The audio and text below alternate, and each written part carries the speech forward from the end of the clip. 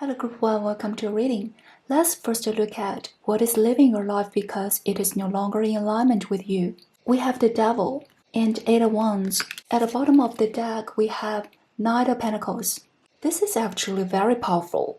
What I see living your life is an environment that has been deeply unhealthy, an atmosphere filled with manipulation, dishonesty, mind games, and emotional pressure. For some of you, you are choosing to walk away.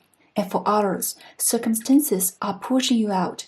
But either way, this separation is necessary. This environment could have been a family dynamic, a workplace, a romantic relationship, or even a friendship. And here's the strange part. To outsiders, nothing looked wrong at all. We often say the people outside see more clearly than the ones inside, but in your case, it was the opposite. The people within the environment were very good at performing. Sometimes it was just about maintaining a reputation, but for some of you, there were deeper or even darker motives behind that performance. From the outside, everything looked polished, successful, even impressive. If this was a job, others may have envied it. It looks like it had a great potential, maybe even received praise or exciting recognition. But you knew the truth behind the scenes. You saw the exaggeration, the image crafting, the misalignment. At one point, you had to play along. You may have even acted in ways that didn't feel like your true self. And now with the Knight of Pentacles underneath, I see a very firm decision, a willingness to cut ties, even if it costs you something. Yes, we used work as an example, but it can apply to many things. An unhealthy lifestyle, a draining rhythm of living. But strongly, this feels like an external environment you are stepping away from. Whatever the form, the message is clear. What was unhealthy is now exiting your life. Next, let's look at what is being realigning within you. We have the King of Cups and the Four of Wands. At the bottom of the deck, we have the Death. This is a profound inner transformation. Death here is not just about personal karma. It speaks of releasing ancestral patterns, family conditioning, even collective generational imprints. And I love seeing the King of Cups here because he represents emotional maturity through authenticity. Facing your real self, your vulnerable self, even the parts you once considered flawed. This is the complete opposite of the Devil energy earlier. One was performance. This is truth. True strength is no longer about appearing strong. It's about being able to acknowledge weakness without fearing it. Your inner world is rebalancing how you define strength and softness, success and worth, advantages and flaws. Things you once thought were strengths may now feel meaningless. What you once judged as weakness, you now recognize as real power. Even when you are tired or not at your best, you understand. I am resting, I am not failing. Your inner state is becoming more stable. You now have energy to nurture what you truly care about. If you used to live in a constant urgency or anxiety, you'll notice yourself become calmer, more refined, even more intentional about how you live. Your core is strengthening, so the urgent things no longer feel threatening. Some of you may simplify your values. You may release goals you once clung to. Not because you can't achieve them, but because you no longer need to. Death card reminds us, many fears you carried were never truly yours. They were inherited. And now, you're ending that cycle. Now let's see what is coming into divine alignment externally. We have the Hierophant and the Lovers. At the bottom of the deck, we have Five of Cups. This is a major turning point. Some of you may shift spiritually, joining, living, or deepening a belief system.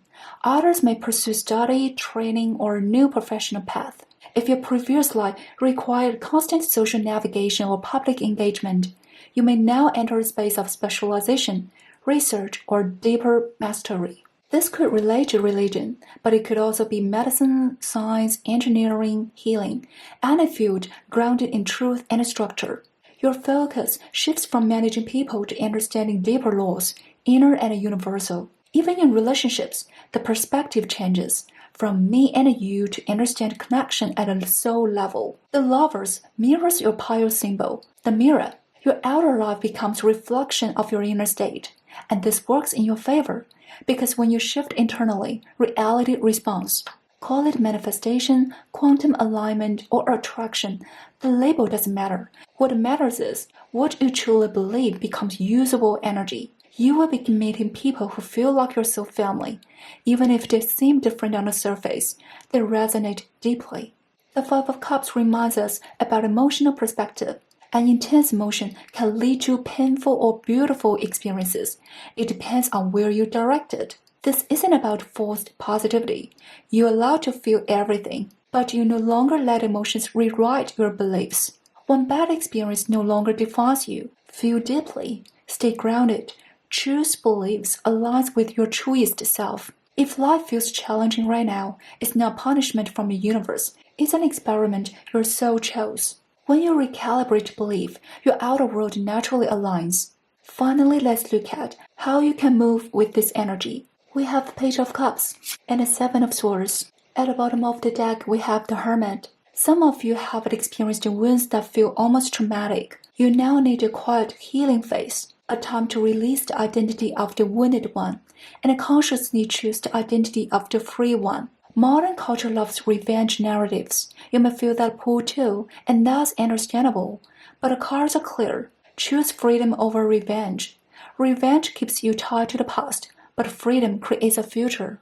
The Seven of Swords also points to self-doubt, even imposter syndrome, questioning words despite evidence of your ability. But remember the King of Cups.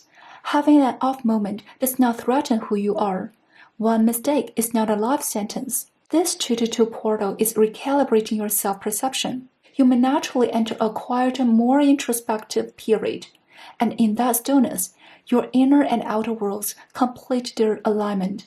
For your oracle card, we have 2 to Sea. This card is all about surrender, not giving up, but allowing something more aligned to arrive. Stop fighting, stop resisting.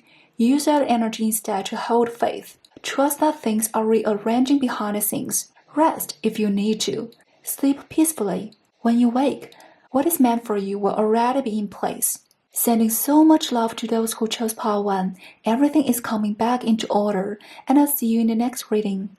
Hello Group 2, welcome to your reading. First, let's take a look at what is living your life because it is no longer aligned with you. We have Page of Wands and a High Priestess. We also have the Six of Pentacles at the bottom of the deck. What I see living is not just a situation. It's actually a habit of thinking, a way you've been interacting with the world. You naturally carry a very pure, curious energy. No matter your physical age, there's something about you that feels open, direct, and genuinely interested in life. It's as if the world can surprise you every day, and you are able to find little sparks of magic even in ordinary moments. And when you discover something, you love to share it. You want others to feel that excitement with you. But in reality, you didn't always receive the response you hoped for. Sometimes the feedback was indifferent, and sometimes even discouraging. This didn't mean others had bad intentions. Everyone simply has their own values, their own preferences, their own soul lessons. But over time, that simple joy of sharing slowly turned into a desire for recognition. It's a very natural shift, one that may have started when you were very young. Yet after years, it became an unconscious pattern. You may have ignored your intuition because of others' opinions, silenced your inner truth just to fit in, or adjusted yourself to gain approval. Your way of interacting with the world became one-sided, either constantly giving or passively receiving. It's like you place a lock on your intuition, because listening to that inner voice sometimes made it harder to belong. The good news is, that pattern is living. You will still be curious about others and their perspectives, but it will no longer override your own inner knowing. You won't stay silent just to avoid disagreement. You don't need permission from others in order to trust yourself. With the Six of Pentacles underneath, the focus shifts to true energetic matching. Instead of asking, does this make me look good? You now ask, does this actually resonate with who I am? This is a transition from the scattered student energy of the Page of Wands to the grounded clarity of the High Priestess, from seeking outward to standing firmly within. Next, let's look at what is realigning with you. We have Queen of Wands and a Wheel of Fortune. At the bottom of the deck, we have Knight of Wands. This is very strong fire energy. It's powerful, alive, and transformative. For some of you, your first awakening of self-identity may have come through understanding your own gender expression, your identity, or orientation. This doesn't only apply to sexuality. It can also relate to early questions like, why can't I do this because I'm supposed to be this way? Or why does this role limit me? Recognizing those limitations became a turning point in your life. At that moment, you began to rebel, to experiment, to explore, to live more boldly. But this isn't just about gender roles. It's about realizing that worldview inherited was too small for who you are. Because your intuition has always been strong. You sensed your true nature long before you could fully live it. Now you're entering a phase of freedom. You're being encouraged to try new experiences without fearing failure. Because for you, there is no such thing as true failure. The Queen of Wands in this deck carries the 9 lives energy. You can fall, reset, and begin again. And each time, you'll return stronger and more confident. And the Wheel of Fortune shows life almost reorganizing itself around your courage. If you're willing to begin again, it's as if the system refreshes. But you keep all the wisdom you've gained. Now let's see what is coming into divine alignment externally. We have the Page of Swords, the Hermit. At the bottom of the deck, we have the Moon. Immediately, I feel that a question you've carried for a long time, even a confusion you couldn't quite name, is about to be answered. But you must approach it like a blank page. Don't force an answer. Don't predict the outcome. When the realization comes, it will unlock an ancient wisdom or skill within you. This feels exactly like finding a missing puzzle piece.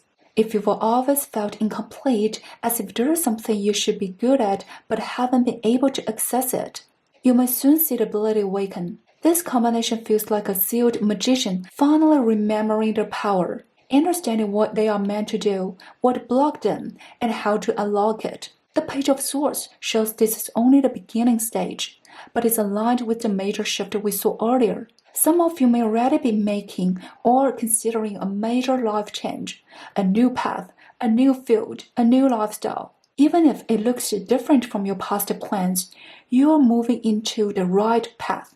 That doesn't mean the old road was wrong. It fulfilled certain desires and lessons. But this new road leads to your authentic self. Whether this involves changing careers, pursuing higher study, exploring spirituality or philosophy, traveling alone, or transforming your lifestyle. This is not impulsive. It's a soul calling. Opportunities will appear exactly when you decide to follow it. Nothing is accidental.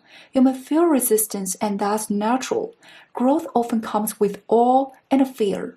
And this is less like a slow process, more like a vertical upgrade in consciousness, a sudden shift from student to teacher. And along the way, you may realize it's not that something was missing, it's that you were carrying too much of what you didn't need. Finally, let's look at how you can move with this alignment. We have Judgment and the Four of Cups. At the bottom of the deck, we have the Chariot. Judgment represents a soul awakening, things that were buried in your subconscious about your truth, your direction, your life purpose. They are rising to the surface. But awakening itself isn't the hard part. What matters is what you do afterward. Because the Chariot is waiting for you to make a clear decision and move forward with intention. The Chariot comes after the Lovers. After a soul choice is made, we move with responsibility, and responsibility can feel heavy. The Four of Cups acknowledges the emotional discomfort that may arise. You don't need to ignore it. Find ways to support yourself. Ask for help when needed, without becoming dependent and without isolating yourself either. Don't let discomfort convince you to give up the freedom you are moving toward. And this reading shows repeated ways of soul-level upgrades, like tides coming in again and again. Your oracle card is Serendipity. This is a beautiful sign of luck and alignment. You can expect unexpected blessings, but you don't need to rush to figure them out. This perfectly echoes what we discussed. The opportunities matching your transformation will arrive one after another. It may all feel surprising, even unbelievable, but in truth, it has always been part of the plan. If you feel uneasy during the transition, let a card reassure you. You don't need to know every detail, just to hold your faith. Trust that abundance and freedom are your natural state. Sending love to everyone who chose Power 2, and I'll see you in the next reading. Hello Group 3, welcome to your reading. First, let's look at what misalignment is living in your life. We have the world and the sun. At the bottom of the deck, we have Four of Swords. My immediate feeling is that those who chose this pile are naturally warm, considerate people. You are the type who thinks of others first. You carry a spirit of service, a quiet leadership, and a presence that feels like sunlight, comforting, steady, and life-giving. The world represents the completion of a cycle, and together with the Four of Swords, it shows that the previous chapter of your life carried some very intense experiences. But the good news is, you've graduated from that cycle. You are now in a transitional period of rest and integration, gathering energy before stepping into the next phase. The sun brings clarity, honesty, and openness. This suggests that in the last cycle, you may not have been able to live fully as your authentic self. Perhaps you didn't yet understand yourself, or perhaps you understood yourself very well, but felt you had to restrain your brightness to stay harmonious, to avoid shining too strongly, loving too deeply, or expressing too much passion. There is something very touching about these three cards together. They carry such a peaceful and gentle energy. If you already knew about tarot, and these cards come after challenge, the world comes after judgment. It's about facing truth before closure. The sun comes after the moon. It's about acknowledging fear before allowing light. And the Four of Swords comes after the Three of Swords. It is about resting after heartbreak. So we can imagine what you endured in a previous cycle. And yet, what appears here is not anger, not resentment, or unfinished business. It's peace. You are not entering this new chapter carrying bitterness. You are entering it having made conscious reconciliation with the past. The Four of Swords reminds us this was not easy. So if you feel tired, that makes sense. You truly need this rest. From these three cards, your energy feels more true, regardless of your physical age. If there is one gentle reminder here, it is, don't rush into the next phase. Rest will not make you miss your opportunities. Right now, recalibration is the most important thing, and please don't feel guilty for pausing. The world reminds us that everyone moves through life cycles differently. Some are busy while others rest. We take turns, so no one is falling behind. Now let's see what is being recalibrated within you. We have the Knight of Pentacles and the Five of Wands. At the bottom of the deck, we have Six of Cups. Your inner world is shaping your beliefs about the future. In past cycles, perhaps more than one, you had experienced repeated conflict and challenges. You may have believed that if you just became better at solving problems, life would finally become peaceful. So you worked hard to grow, to endure, to adapt, even when it left you exhausted. But the conflicts didn't stop, because many of them were never yours to carry in the first place. Without realizing it, you may have formed a belief. I am someone who exists to deal with conflict. My future will always be like this. Now that belief is being rewritten. The clarity of the world and the sun includes clarity about boundaries. You're learning to return what is not yours to the people responsible for it. The Six of Cups shows your softness. Your empathy is why your boundaries once blurred. But you're not reclaiming yourself through anger. You are doing it through compassion, especially compassion toward yourself, and that is rare and is powerful. Your belief about the future is shifting from my life will always be difficult to my future can be gentle and peaceful. I accept imperfection, but I remain kind to myself. Like the image of scales, your empathy is not balanced, given equally to yourself and others. Now let's look at what's coming into divine alignment externally. We have Five of Swords and the Six of Cups again. At the bottom of the deck, we have Ten of Swords. This is deeply meaningful energy. The Five of Swords shows past situations where everyone fought to be right, to win, to hold their upper hand, yet no one truly won. With the Ten of Swords, you are revisiting the past, not to stay stuck there, but to fully release it. You are beginning to see those moments with compassion for everyone involved, including yourself. You recognize now there were no real winners. No one escaped without pain. Everyone carried the consequences for their choices. And in practical life, this may look like cutting ties with the past. In practical life, this may look like cutting ties with the past or forgiving someone and redefining the relationship. Either way, with the Ten of Swords is clear, the heaviest part is over. You are accepting what happened, restoring balance where life once felt distorted, and laying down burdens you no longer need to carry. The world and the sun promises a bright new cycle, one you will enter calmly and willingly. And finally, let's look at how you can move with this energy. We have the Magician. In the Death card, at the bottom of the deck we have Knight of Swords. You are being asked to invest in yourself now, to give yourself the same generosity you once gave to others. Sometimes we think a result that differs from our expectation is a mistake, but the Magician shows that discovery happens through experimentation. You're not just achieving outcomes, you're learning from every possibility, including the unexpected ones. Allowing yourself to make mistakes and supporting yourself through them is a profound form of self-love, especially for healing your inner world. A child who feels safe becomes brave enough to explore the world, and that creates a healthy cycle. Death reminds us that your personal patterns were also part of a larger family cycle. You now have a choice. Continue that inherited pattern, or end it here and begin a new one. It's as if you are founding a new lineage with healthier values and you become the one who defines them. The Knight of Swords shows that your actions will clearly express those values. You communicate directly, set terms, give clear yes or no. More than winning, you care about fairness, and that is far more powerful. Your Oracle card is Peace. This is number 23, and together is number 5. So far, we already have 5 cards. You'll probably see angel number 5 more often recently. Your life is starting to change, and those changes will lead to peace. And this card represents freedom, alignment, and inner sufficiency, not depending on anything outside yourself.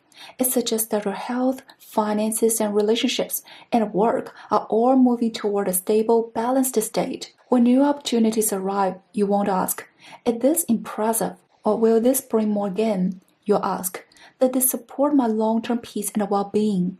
And that shows how mature your energy already is. Actually, you don't really need further guidance. This reading is simply companionship, a recognition of what you've been moving through. Your life is quietly coming into order, and your presence itself is a blessing to the world. Wishing all the best to those who chose Pile 3, and I'll see you in the next reading.